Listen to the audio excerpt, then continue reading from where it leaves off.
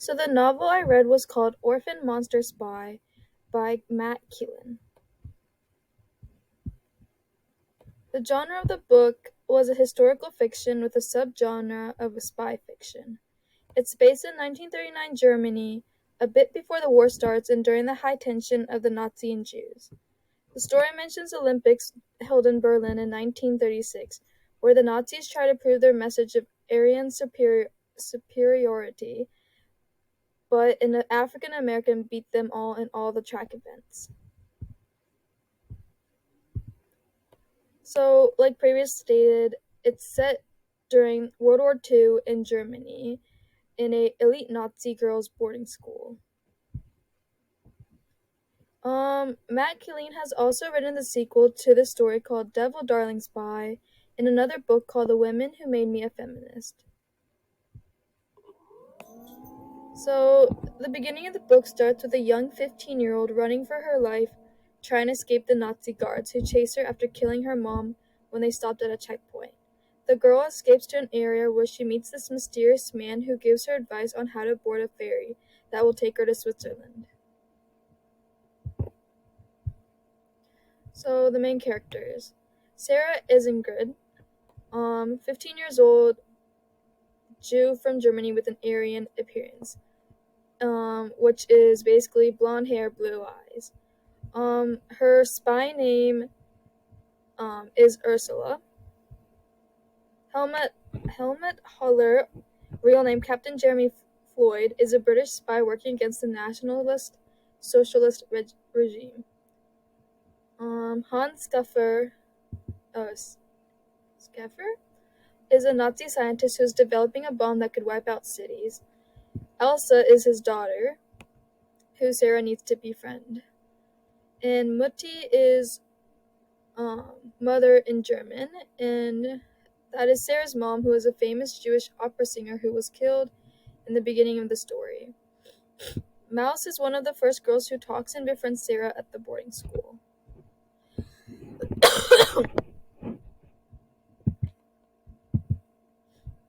So the problem in the story is that there is a Nazi scientist in Germany who is building a bomb that can destroy cities. If it's created, Germany will have a bigger advantage during the war, which is a huge deal. The solution is Sarah befriends the daughter of the scientist and infiltrates their home. She's supposed to steal the blueprint, but instead she burns everything to the ground.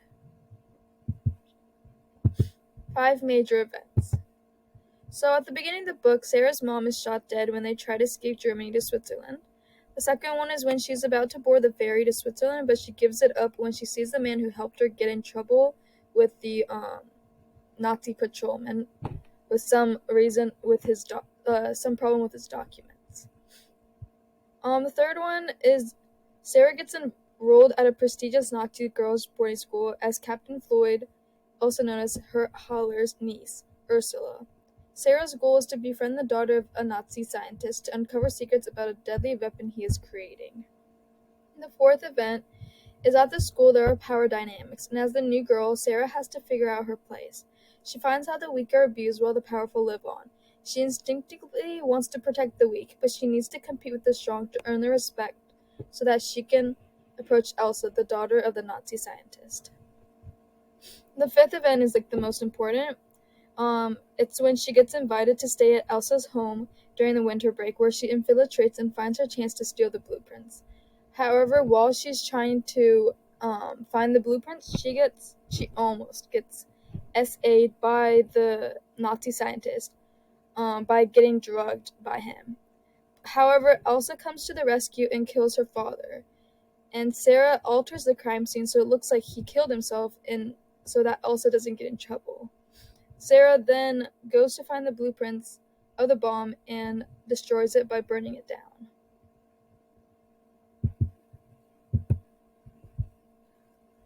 So the author's purpose in writing the book was from a young age he was really intrigued about World War II and the whole Germany's aspect of it, and he also found out how not there wasn't a lot of information about Nazi schools or whatever, so he wanted to base a story of a young female spy who attended a Napola school. And then if I could continue the story, what event would I include? I would include what happened to Elsa after everyone found her dad dead, whether that be having a news article describing what everyone's reaction was and like what happened to her. Because half of the story was about Sarah trying to befriend Elsa, and the fact that afterwards, when she was done with her mission, there's nothing written about what happened to her is weird and, like, to me, makes the story feel empty. How did the setting make the story more interesting? This. So, the setting of the story was mostly in an elite Nazi girls' boarding school, which was interesting because it's not common for a story to be based on a boarding school where the future Nazi youths were brought up. The story also brought along power dynamics within a boarding school where the daughters of elites were taught, and how students were easily abused and taken advantage of by the adults. And then we also got to see a glimpse of the curriculum and how important it was to be loyal to Hitler.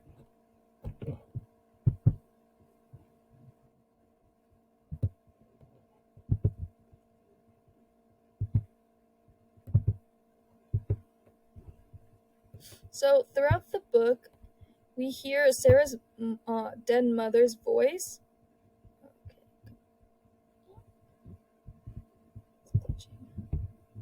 We hear Sarah's dead mother say, "Commit to the move," which seems to be an important lesson because whenever Sarah decides to do something, she commits fully to it. If I was in a situation like one of the main characters, how would you have acted? If I was in Sarah's situation when her mom was shot dead next to her in the car, instead of having fast reflexes like her and running away, I would have sat there in shock and gotten I would have sat there in shock and gotten killed as well. So 5 words to describe Mouse. That would be clever, informative, wary, invisible, and small. In the story, she's described as being small for her age. Because she gets picked on by the others, she's always wary of her surroundings, and she knows how to make her presence disappear. She knows when to speak and when to not. She's very clever in that way. And then she somehow knows plenty of inside information that not a lot of people know about, which made Sarah wonder if Mouse was also a spy. So the two characters I compared was Elsa and Sarah. The difference between Elsa to Sarah was that Elsa was a daughter of a Nazi scientist. She was born rich and lives a privileged life. Sarah, on the other hand, can play the piano. She's Jewish, an orphan, good at acting, and she's also a spy.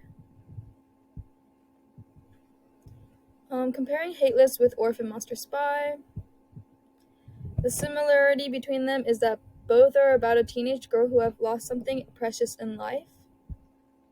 Something different is that Hate List is fiction and Orphan Monster Spy is historical fiction with a subgenre of spy fiction. And then they both have a similar storyline of finding who they are after going through something traumatic. This is a poster I created on Canvas for the novel. I created a greeting card that explained why I would give Sarah a journal. It's because whenever she's in stressful situations, she tends to bottle up all the negative emotion that she feels. And in the long run, that's very unhealthy. It can lead to probably depression and other not very good situations. So giving her a journal will help her write it all down so she can understand what she feels and how to deal with it. Um, if I was in the story, I would befriend Sarah because she's incredibly loyal and would try to help someone she considers a friend. For example, when she realized how Mouse was being mistreated and abused by a female teacher, she set that teacher up and got her fired. This title is very fitting for the book because In the story, Sarah is an orphan. She struggles with the idea of if she is a monster or not when she kills someone, and then she becomes a spy to help save more people from dying at the hands of the Nazis, especially the innocent people like the Jews. Yes. And then the most interesting thing about the story was when Sarah puts herself in situations where her cover as a student could be blown, but she somehow gets out of those situations by acting. With the training she received from her actress mother in the art of impersonation, she gets out of risky situations by using various accents and tones. So, like at one moment, she pretends to be like the daughter of um, the British spy. She pretends to be like his daughter to like get out of a situation. And the next moment, she's like